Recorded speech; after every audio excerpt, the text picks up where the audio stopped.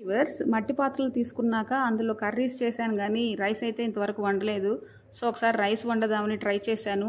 2 glasses రైస్కి 4 glasses water తీసుకోవడమే, కానీ నేను 6 గ్లాసెస్ తీసుకొని ఇలా ఎసురు పెట్టేశాను.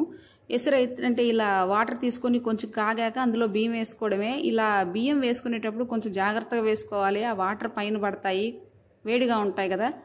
నేను కావాలనే ట్రై చేశాను, ఎందుకంటే నా చిన్నప్పుడు నాకు ఇంకా గుర్తుంది, మా ఎదురింటి వాళ్ళు ఇలా పొయ్యి మీద వండుకునే వాళ్ళు ఎసురు పెట్టుకుంటారు, ఎసుట్లో బియ్యం వేస్తారు. ఆ ఎసుట్లో బియ్యం వేయడం అనేది ఒక పెద్ద టాస్క్. ఎందుకంటే మనము ఒక గిన్నెలో ఇంచి కడిగిన బియ్యాన్ని వేస్తూ ఉంటాం కదా, ఆ వేసినప్పుడు ఆ వాటర్ అనేటివి కొంచెం పైకి పడతాయి చేతి మీద, పడినప్పుడు కాలుతుంది, అది కామనే ఆడవాళ్ళకి. కానీ నేను అనుకుంటూ ఉండేదాన్ని, ఇంత కాలినా కానీ ఇంక కంటిన్యూ వంట చేస్తూ ఉంటారు, వీళ్ళకి నొప్పి పుట్టదా, కాసేపు గమ్ముగా కూర్చోరా అలా పడినందుకు, ఎంతైనా నొప్పిగా ఉంటుంది కదా అని అనుకునేదాన్ని. కానీ అలవాటు అయిపోయింది వాళ్ళకి, నాకు అలవాటు అయింది. ఇప్పుడు నచ్చితే సబ్స్క్రైబ్